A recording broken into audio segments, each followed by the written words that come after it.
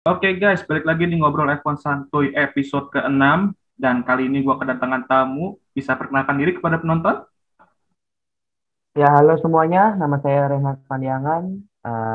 Saya salah satu admin dari Motorsports Fandom dan ya, saya senang bisa hadir di sini membahas tentang F1. Ya, bisa dicek juga bentar ya IG-nya ya, Motorsport Fandom. Salah satu partner gue juga Motorsport. di F1 di Indonesia. Oke, sebelum Iya. kita bahas topik kita, coba kita, gue mau lebih mengenal lagi nih si Reinhardt ya. Nah, Reinhardt nih nonton F1 dari tahun berapa? Jujur gue itu fans baru ya. Apa namanya? Lumayan fansnya kayak nonton mulai nonton F1 itu sebetulnya replay itu tahun 2019 Desember. Mulai suka sama F1. Race pertama gue itu Austria GP 2020 Hmm. pas Lando podium comebacknya McLaren, puji Tuhan waktu itu. Dan ya apa ya, aku mulai aku itu orang suka McLaren udah dari lama sebetulnya, jauh sebelum gue kenal tentang F1 ya, banyak ya. Jadi gue dukung McLaren, nggak dukung Lando Norris sendiri atau Carlos Sainz ya waktu itu, tapi aku lebih arah ke dominan ke Carlos Sainz ya, karena Lando Norris performa dia pas 2020 nggak segila tahun ini ya.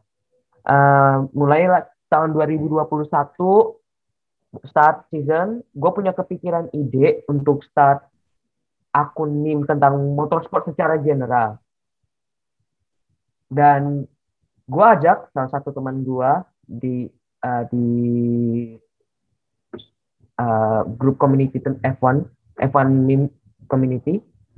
Dan awal-awal buka dulu WhatsApp, habis itu Instagram. Gue yang pertama ngepost di akun IG, namun teman gue yang sering ngepost ya, karena gue malas soalnya ngepost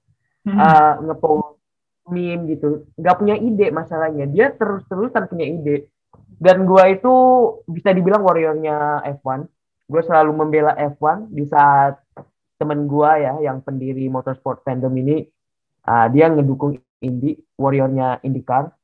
Jadi kami di WhatsApp itu selalu berperang gitu loh, tentang siapa yang lebih baik, F1 atau IndyCar gitu.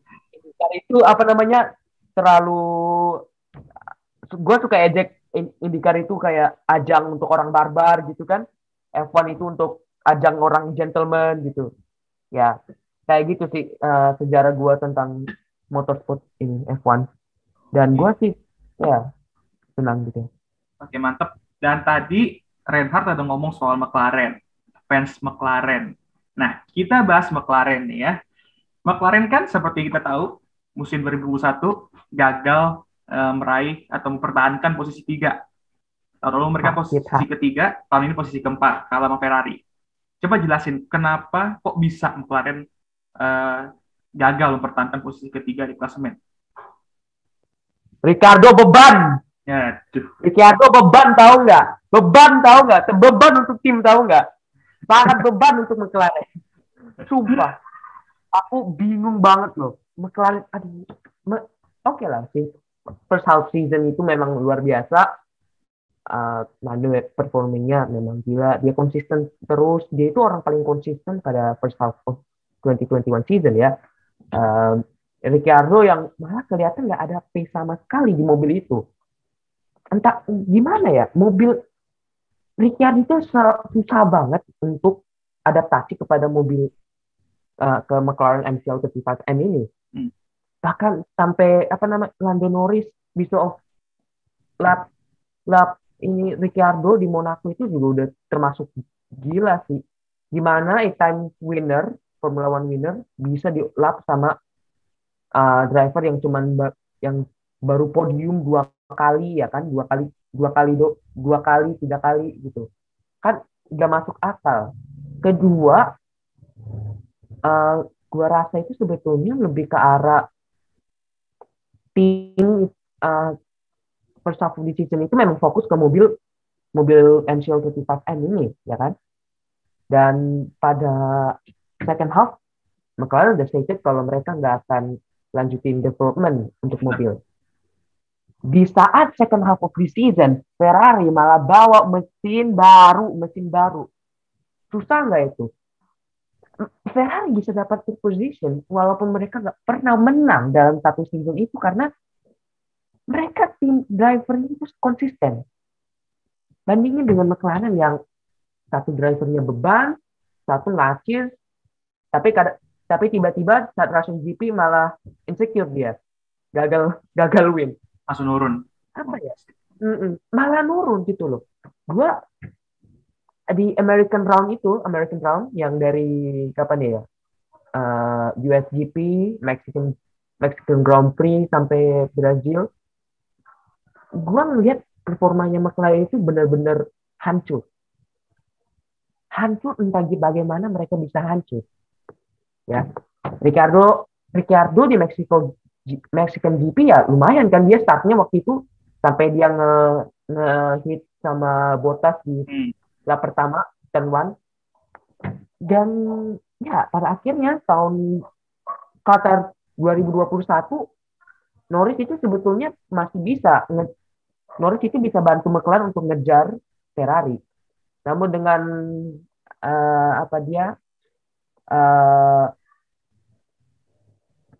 slow puncture dia yang membuat dia turun lagi ke 10 position, ya 10 position.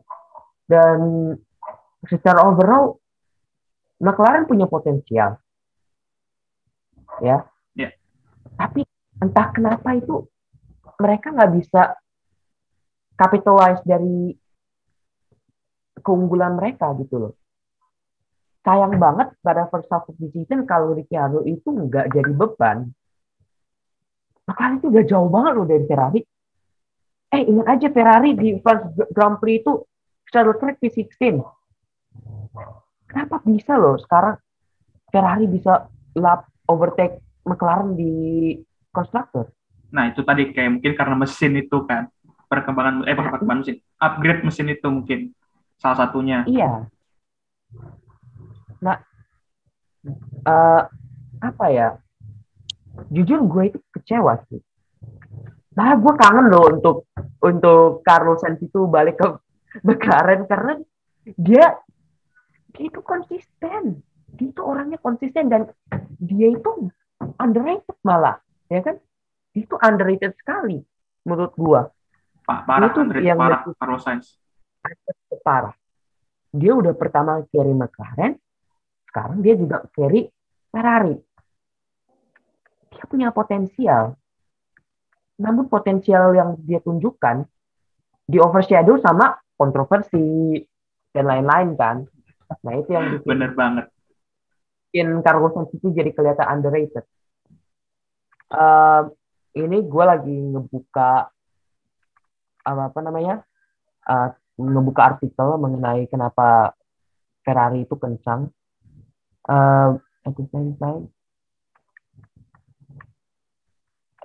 karena ya sambil itu nyari ya bener ya apa namanya, karena ya gue waktu kayak nonton ngobrol F1 sampai episode kedua yang mana gue ngobrol sama admin F1 Troll Indonesia atau Fauzan itu ya emang dia juga fans McLaren dan dia juga sama kayak Reinhardt nganggap Ricardo itu beban gitu. Dan ya Ricardo sebenarnya musim ini juga ya itulah apa, kalau mau bilang musim ini dia apa parah banget ya nggak juga sebenarnya, tapi kan dia juga sempat menang di Monza kan, terus ya beberapa kali finish depan Norris, tapi ya selain dari itu kacau performanya, nggak sesuai ekspektasi. Jadi ya kalau menurut gue sih ya semoga aja nih ya bagi kalian fans McLaren nih ya pasti kan juga berharap seperti ini, Daniel Ricciardo tuh bisa bangkit musim depan. Itu musim depan tuh bener-bener udah beda mobilnya, jadi nggak ada alasan lagi Lando Norris lebih unggul karena udah lebih lama di tim atau ya itulah, karena semua orang juga bakal mulai dari nol lagi gitu, mereka nggak bakal tahu ntar gimana mobil tahun depan tuh kayak gimana, steeringnya ya semacam steeringnya lah, mesinnya lah, aerodinamiknya masih belajar juga gitu ya gitu. Dan aku rasa Ferrari itu lebih efektif dalam membantu Carlos Sainz adaptasi di Ferrari. Nah ini juga nih McLaren yang kurang membantu Daniel dalam adaptasi mobil MCO 35M itu. Ya, gue kemarin sempat baca juga tuh Carlos Sainz katanya Ferrari ngebantu Carlos Sainz tuh dengan cara kalau nggak salah shifting pedalnya ya kalau nggak salah ya. Ya, Ikutin shifting dengan bentuk pedalnya kemarin. dibikin mirip pasti di McLaren. Jadi dia lebih adaptasi bisa lebih itu gampang gitu. Nah ini bagus nih. Mumpung juga mereka kan budget cap ya. Jadi mereka ya pakai budget cap itu juga harus apa pinter-pinter juga gitu loh. Jangan sampai dipakai untuk hal-hal yang kurang bagus lah, mesti yang kurang menguntungkan. Nah Ferrari bagus juga nih. Inilah Iya. juga mungkin salah satu alasan kenapa Carlos Sainz dan Ferrari bisa mengungguli McLaren ya gitu loh. Mm-mm. Dan ya ini juga Dan apa? Dan kalau saja McLaren itu bisa membantu Daniel sebaik mungkin dalam adaptasinya dia, mungkin aja McLaren itu bisa unggul di first half of the season. Dan apa ya? Karena mereka mereka itu jadi lambat ya. Andrew Seidel aja itu udah nyerah untuk bisa dapatkan third position di constructor. Karena mereka tahu Ferrari itu comeback-nya itu solid gitu loh. Dibandingkan mereka. Mereka itu kelihatan pas first of the season itu kuat. Tapi pada nyatanya itu sebetulnya uh, bisa dibilang McLaren, McLaren itu kurang kurang mampu dalam capitalize keunggulan mereka. Itu aja yang gue bisa tambahkan. nah ditambah nih jujur aja ya Ferrari itu di paruh musim pertama itu nggak beruntung banget loh. Dimulai dari Iya, Leclerc Monaco nggak bisa start, terus juga apa namanya Azerbaijan juga mereka kekurangan itu ya nggak bisa walaupun dapat pole tapi nggak bisa bersaing dengan Mercedes sama Red Bull. Terus juga beberapa kali kan ya Leclerc tuh juga sebenarnya ya kalau bisa dibilang nggak beruntung nggak juga, tapi Leclerc tuh juga buat cukup banyak kesalahan juga sebenarnya musim ini kayak di Austria kan, di Austria iya, ya di Monaco juga salah satunya kan nabrak tembok itu yang bikin dia nggak bisa start besoknya. Iya pokoknya Ferrari itu banyak juga nggak keberuntungan yang musim ini, tapi ya mereka bisa menutupin itu dengan konsistensi terutama dari Carlos Sainz. Itu Carlos Sainz tuh ya. poin beruntun loh, gila tuh orang emangnya underrated banget. Makanya gue nyesel banget mendengar berita Daniel Ricciardo pindah ke McLaren. Karena gue tahu Daniel itu ngampas pas tahun 2020. Gue nonton replay 2019. Daniel itu struggling. Dan gue tahu ini keputusan buruk untuk melepaskan Carlos Sainz. Karena Carlos Sainz ini dia driver yang sangat konsisten dan dia itu hebat gitu loh. Ferrari mendapatkan Carlos Sainz sebagai pengganti Sebastian Vettel di 2020 untuk tahun 2021 merupakan keuntungan besar untuk mereka comeback dari kegagalan mereka tahun 2020. Oke, gue pengen coba itu dulu ya. Sebenarnya Daniel Ricciardo musim 2020 tuh bisa dibilang ya nggak parah-parah banget lah, solid lah. Dia bisa mengalahkan dua McLaren.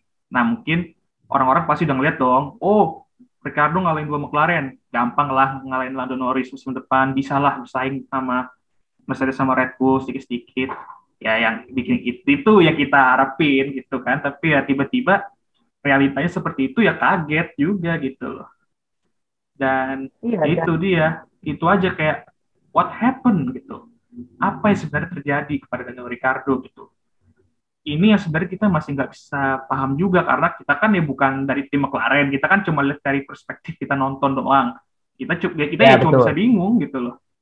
Apakah masalah emang Daniel Ricciardo tuh emang nggak nyaman sama mobilnya, terus McLaren juga ngerasa mereka ya udah kebantu sebisa mereka, tapi Daniel Ricciardo-nya nggak bisa juga ya kita nggak tahu gitu loh.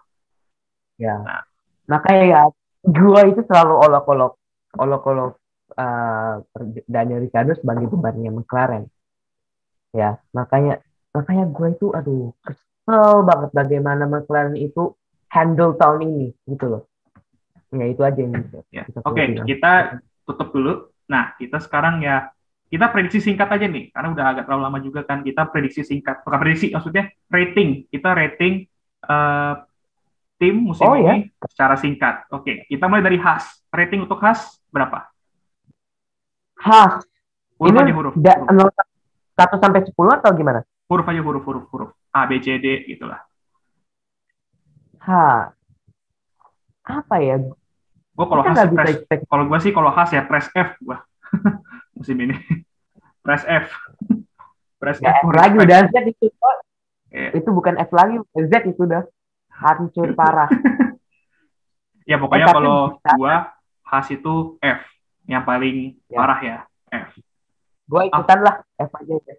Alfa Romeo.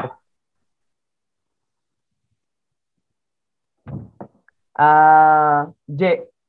Kalau gue C minus karena menurut gue Alfa Romeo sebenarnya punya peluang untuk mengalahkan Williams tapi yang mereka nggak bisa memanfaatkan keuntungan gitu yang di depan misalnya tim-tim depan tuh kan kadang suka ya terjadi chaos lah nggak skor poin. Nah, Strategi. Alfa Strategi. Alfa Romeo tuh nggak bisa memanfaatkan. Strategi. Oke, Alfa Romeo tadi apa? Ketahuan ini strategisnya Ferrari tahun 2019 pindah ke Alfa Romeo. Nampak banget, sumpah. Gue bingung loh sama strateginya mereka itu kenapa gitu loh. Sama dengan Iya, yang tentang desas-desus dari Alfa Romeo, sabotage race-nya Antonio Giovinazzi. Nah itu messed up banget sih. Gue ngerasanya itu udah keterlaluan. Dan gue rasa fans itu gak usah ngefans sama Alfa Romeo. Karena ini parah. Itu pun kalau rumornya benar ya. Tapi aduh, gue gue kecewa sih sama Alfa Romeo. Gue expect mereka itu bakal masuk jadi midfield kan. iya, Dan ya, iya itu. Oke, Alfa Romeo tadi C, gue C minus. Oke, tadi lagi panggil. Oke, Williams. Kalau Williams gue harus kasih B minus. B minus cukup B minus, no, lumayan lah. no, Beberapa kali mungkin mereka harusnya bisa skor poin, tapi ya lagi-lagi itulah banyak banget ketidakberuntungan gitu-gitulah yang yang menghalangi mereka salah. untuk skor poin lebih banyak. Gue malah nge-skor mereka A dengan progres mereka. Iya, tapi gue harus 25 akui progres mereka benar-benar bagus banget. Dan luar gue biasa. punya harapan yang cukup tinggi untuk musim depan untuk Williams ya. Tidak jadi midfield Ya, tim lagi. Oke, nah ini jadi dia nih. lu C minus, lu B minus, gue A ya. Iya, oke. Ini dia nih, Aston Martin. Gue harus Racing kasih Case. C minus. Nggak sesuai harapan. Gue D. Oke, target posisi Aston. 3 di konstruktor dan mungkin menargetkan 1 atau 2 kemenangan lah. Nggak ada yang tercapai. Kenapa mereka bisa balik ke tahun 2019? Hey, Iya benar mirip. jadi Ya, kenapa? mirip banget kayak musim 2019 ya Aston Martin ya. Oke, Astaga, Aston Martin gue tadi lu bilang D ya, gue C minus lah. Gue masih baik hati lah karena ya, mereka dapat podium 2 kali ya. Yang Hungaria mungkin diskualifikasi tapi tetap udah amat 2 kali lah totalnya kan. gak usah baik hati kepada tim yang gagal untuk ikutin ekspektasi mereka dan jatuhnya parah. 7 loh. Gila loh. Gue nggak kaget. Ya. Oke, Aston Martin itu Alfa Tauri. Kalau Alfa Tauri gue harus kasih B, lumayan solid. Ya, gue Pierre Gasly benar-benar nge-carry tim ya. Yuki Tsunoda pas beberapa race terakhir udah berkembang juga, jadi not bad. kurang konsisten. Kurang konsisten. Tapi kalau tahun depan dia bisa konsisten, aset besar untuk Red Bull. Gue yakin. Bener. Dan untuk rating I would say B plus. Ya, cukup baik. Oh, B plus. Oke, siap. Ini tim patut ditonton nih musim depan nih, karena ini bisa jadi dark horse musim depan sebagai tim tengah ya, papan tengah. Alfa Tauri. Bisa aja nge-overtake Red Bull loh di konstruktor tahun depan. Itu sih mungkin susah, tapi ya nggak ada yang tahu. Oke, kita udah bahas Alfa Tauri. Sekarang Alpine. Kalau Alpine sama, gue juga kasih B, lumayan solid. B ya sama. Solid. Jadi mereka bagus. Kemenangan mereka di Hungaria, walaupun mereka beruntung tapi tetap bagus. Dan Fernando itu aset besar untuk Alpine. Fernando Alonso, pembalap pembalap yang patut ditonton juga musim depan karena ini juga bisa menjadi kuda hitam juga musim depan Fernando Alonso. Kalau Alpine itu, kalau Alpine tentunya bisa mobil baru. Lagi pantul. Sorry. Ya, saya nggak apa-apa. Oke, Alpine. Tadi Gua apa mau Alpine? bilang B tentang sebenarnya. Ya. ya.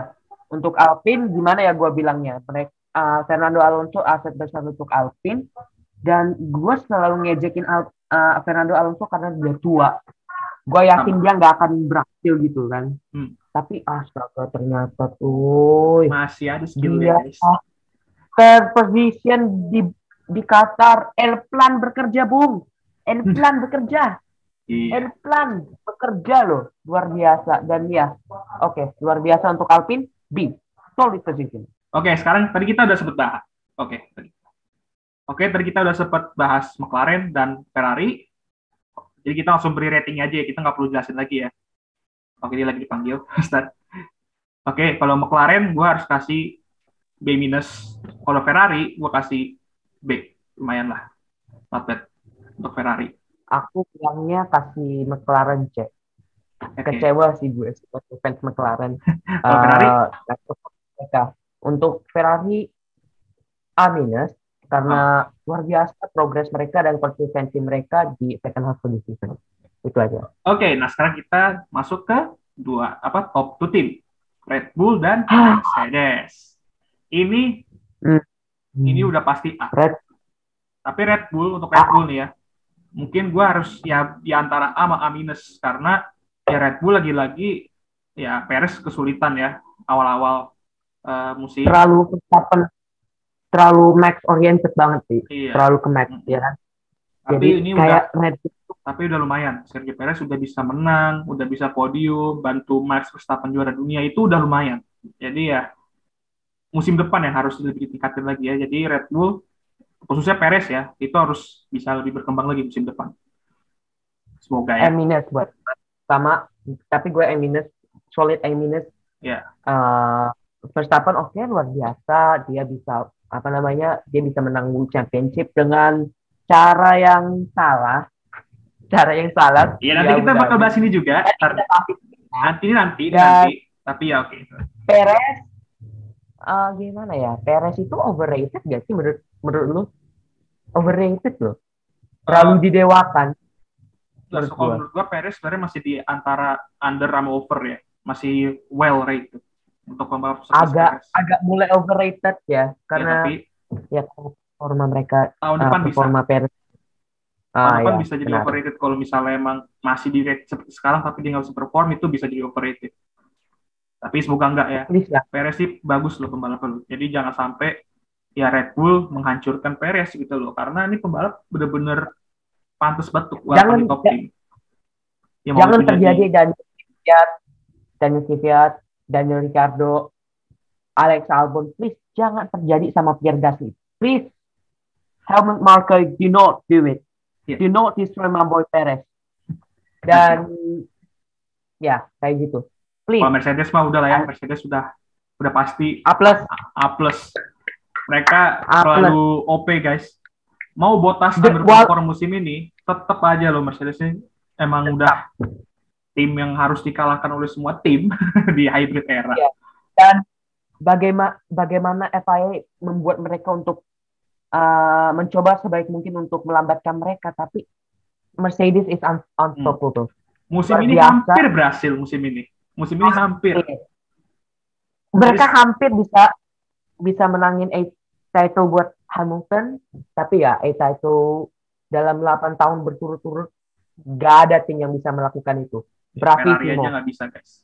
Ferrari, Red Bull yang sebelum Mercedes juga merupakan tim dominasi, nggak ada yang bisa guys. Jadi kalian mau suka nggak suka, kalian harus apresiasi Mercedes guys. Bener-bener ini Mercedes, mungkin bisa menjadi tim terbaik di F1 ya, kalau misalnya bisa terus perform kayak gini.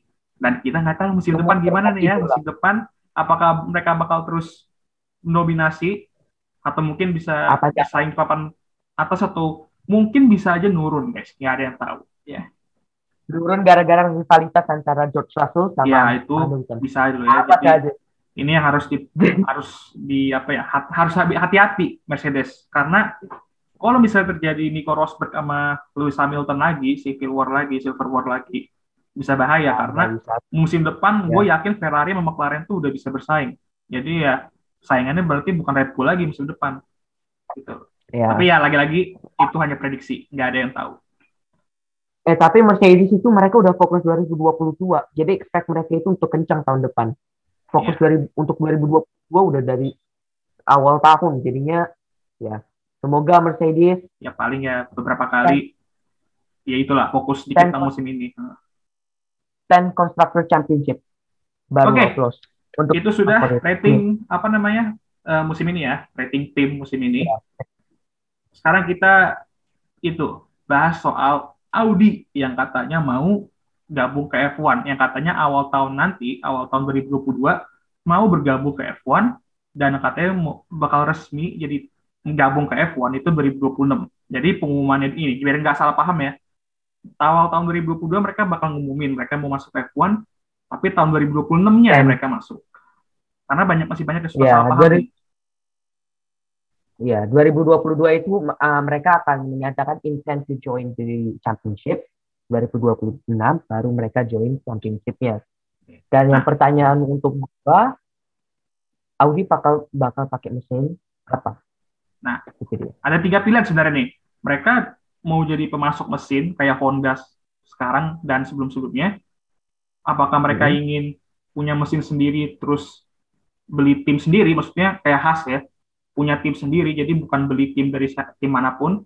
Atau itu tadi, pilihan ketiga, pilih tim yang kesusahan secara finansial, mereka masuk F1 dengan nama Audi.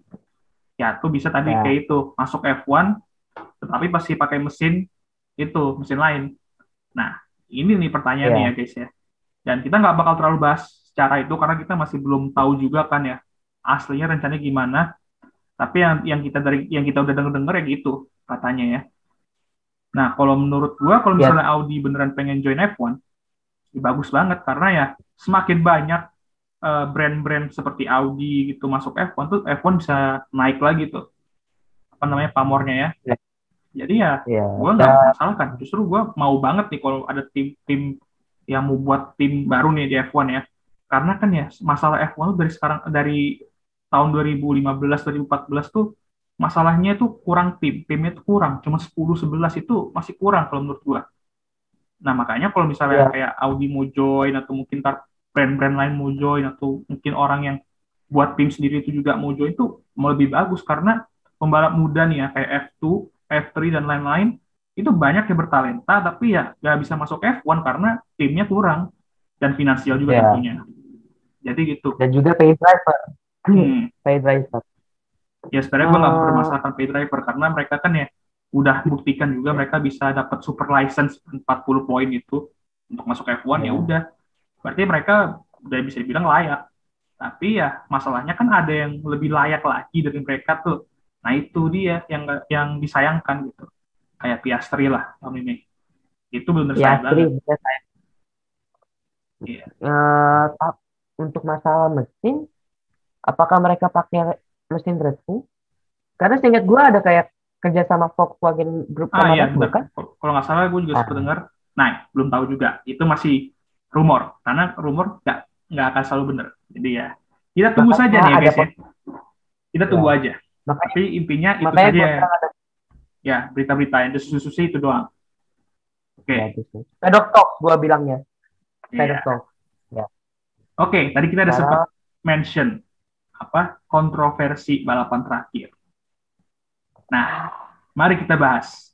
Dan mungkin ini agak sedikit sensitif, jadi ya jangan itulah. Kalian punya opini sendiri, oke, nggak apa. Kita respect opinion kalian dan ya itu opini kita ya opini kita gitu. Kita punya hak untuk beropini juga. Nah, coba Reinhard, menurut Reinhard gimana nih kontroversi Abu Dhabi Grand Prix kemarin, Michael Messi dan kawan-kawan? masih goblok, masih astaga naga. Kenapa kamu gak konsisten banget sih, Bu? Udah ngerop Verstappen, sekarang Hamilton ya, aduh. Sebenarnya Tapi yang gua heran kemarin itu kenapa pembalap lap car itu nggak dikasih lap itu ngelap semua diri mereka bukan apa dulu itu ke depan safety car terus biar mereka bisa muter terus kembali ke gerombolan itu mereka kelihatan nyuruh itu pun nggak semua loh ya itu cuma beberapa pembalap doang itu pun pembalapnya yang di itu depan dia. Max nah itu dia Itu malah merugikan lap car yang di yang belakangnya lagi belakangnya lagi itu malah merugikan. Iya. Pertanyaan gua ini kenapa? Apakah memang benar FIA itu ingin membuat balapnya menjadi seru dan dengan cara fix seperti ini? Gua gimana ya? Kaget. Kok kayak gini, woi, kok kayak gini pas gua nonton. Dan astaga parah banget sih. Kalau Jadi menurut gua sih kelihatan ya, itu kayaknya mereka F1 emang itu menjadi mereka nih menjadi gini. entertainment gua. Hmm, hmm. Mereka tuh gini, mungkin mereka juga mikirin entertainment juga. Mereka pengen Verstappen sama Hamilton itu saling deket-deketan pas safety car nanti udah masuk. Terus tapi di satu sisi yang lain mereka juga tertekan karena dua tim principal ini kan, nama ya Red Bull sama Mercedes tuh udah nanya ke Michael, ini kenapa lap car nggak dikasih lewat, terus ini juga kenapa safety car-nya eh, ya apa ya waktu itu ya sebutannya ya. Mungkin Toto Wolff Kayaknya mendadak. Toto Wolff juga bilang ini lap car udah nggak dikasih lewat, apakah nanti pas safety car masuk lap car ini bakal terus di depan, mungkin gitu kan pemikirannya si Toto Wolff waktu itu pas mobil lap car itu dikasih lewat. Nah itu dia, Toto Wolff merasa loh kok mereka dikasih lewat sekarang, kenapa nggak dari tadi. Terus juga Hmm, kenapa mobil lap car itu cuma di depannya Verstappen doang yang dikasih lewat, yang di belakang kagak. Tapi gue juga ngelihat waktu itu juga udah salah di situ. Dia tinggal satu lap lagi kan, satu setengah lap lagi. Um, udah di tikungan keberapa tuh? Tikungan yang banking itu kan.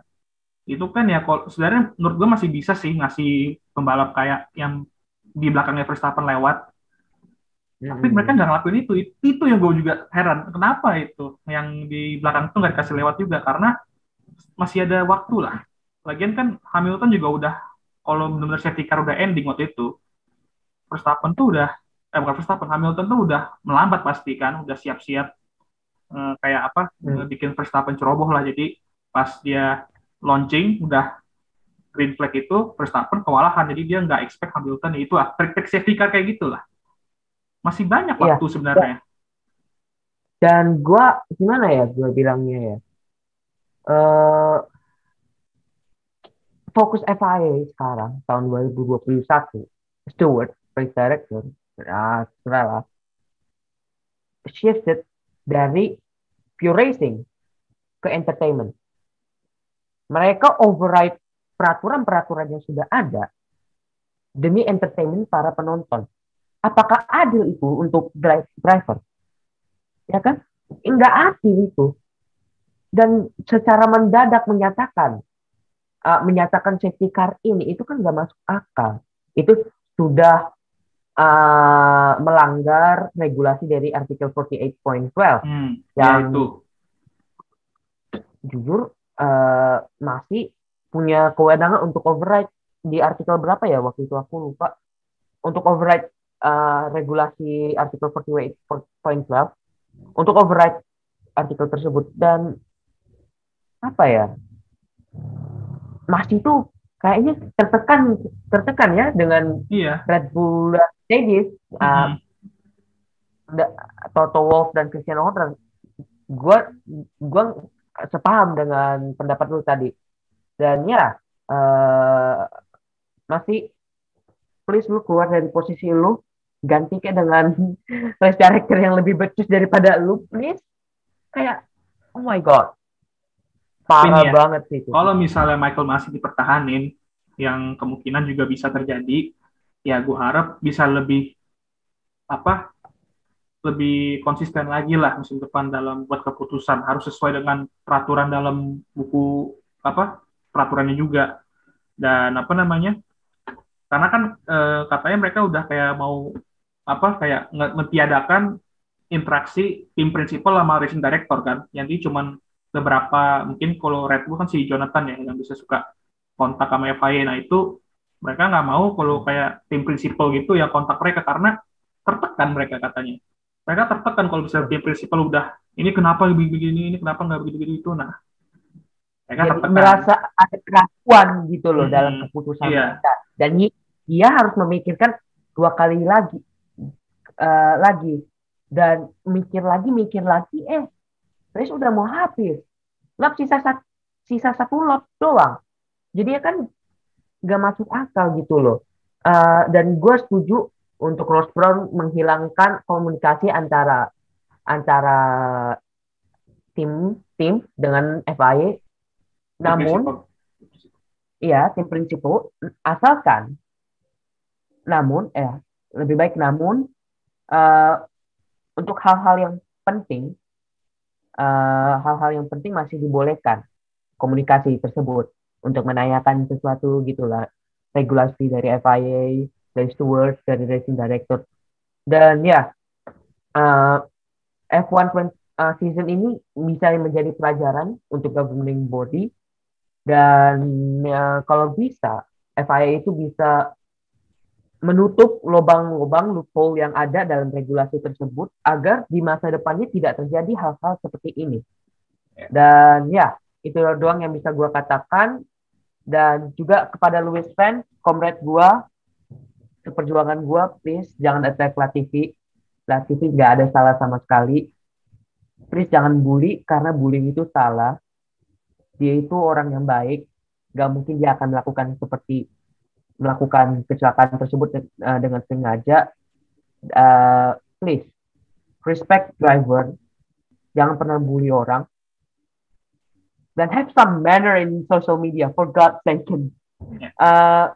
Malu-maluin, tahu nggak sih ngeliatin orang bilang Bu Latifi, ngejekin Latifi, malah sampai hina Latifi.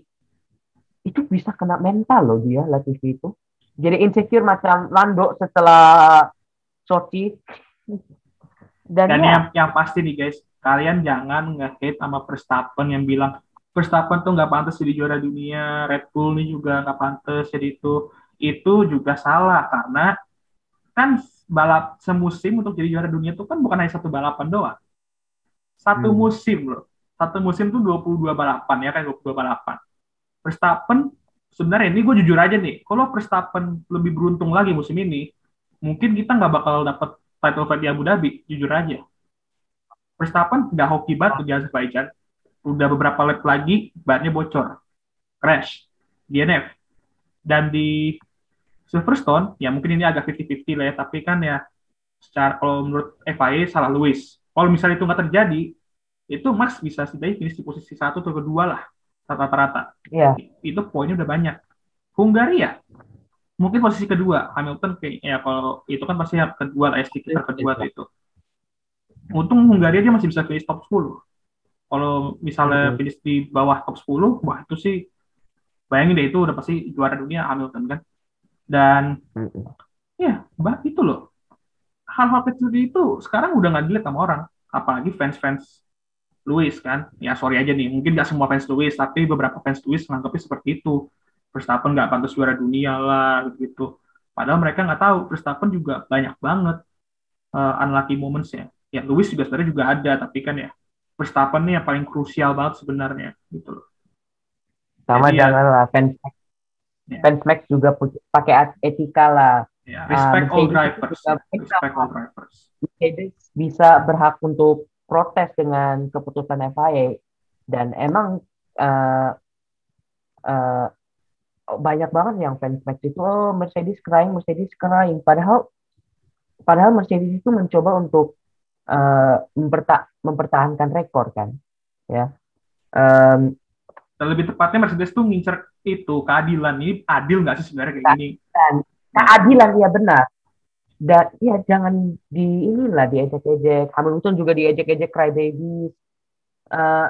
Nggak pantas menurut gua, ya kan? Toxic Max Fun sama Lewis fans itu juga harus nyadar diri gitu loh. Gua aja yang fans baru relatif baru aja masih punya otak. Ini yang lain-lain aduh. Tuhan Yesus. Pokoknya ya, gitu aja. Respect all drivers and respect all teams. Ya, that's all from me. Thank you. Ya, dan gue juga respect banget sama Mercedes. Mercedes tuh udah ngakui juga bahwa Verstappen sama Red Bull itu pantas juara dan si Toto Wolff ya itu udah beranggap seperti itu. Hamilton pun juga sebenarnya waktu itu gue sempat baca dia bilang Mercedes coba tarik nih protesnya. Ya walaupun jujur protes juga sih, tapi dia sempat bilang tarik protesnya dan akhirnya ya protesnya kan nggak diterima tuh sama FIA. Mereka appeal, itu pun ditarik sama mereka juga. Jadi ya intinya seperti itu tadi, respect all drivers dan ya untuk fans tiap kubu nih ya, move on lah. Ini udah selesai musim, udah 2 minggu loh selesai. Kalau misalnya masih banyak berkuar-kuar, ya mau gimana lagi? Udah nggak bisa diubah gitu loh hasil itu. Udah fix gitu loh. Udah di receive apa awardnya FIA Gala. Mending kita fokus musim depan karena musim depan tuh penting, regulasi baru dan lain-lain lah. Dan tentunya untuk fans Ya, Lewis, masalah kalian bukan Max doang musim depan. Russell musim depan tuh bisa jadi masalah Lewis Hamilton juga gitu loh. ya, Jadi lebih baik benar. fokus musim depan. Hamilton aja nih ya, gue yakin Hamilton tuh kayak udah fokus musim depan.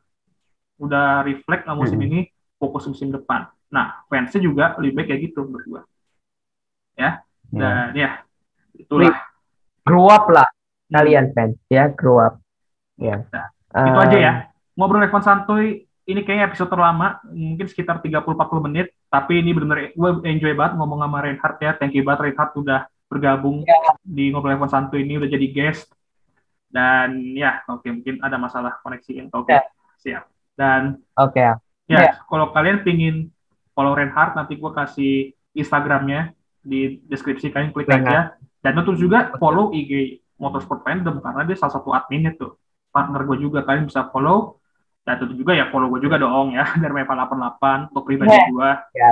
Dan F1 Meme Indonesia seperti biasa. Dan ya tentunya jangan lupa juga untuk like video ini, subscribe channel gue, dan juga share video ini, karena video ini benar-benar kayaknya video terlama yang pernah gue buat dalam sejarah YouTube ya. Jadi gue benar-benar pengen banget kalian Ya, apresiasi nih karya kita berdua nih ya. Dan ya, I'll see you ya. guys next Kasih time. edit. Ya, ntar gue edit lagi. I'll see you guys next time. Goodbye. Wow. Oh,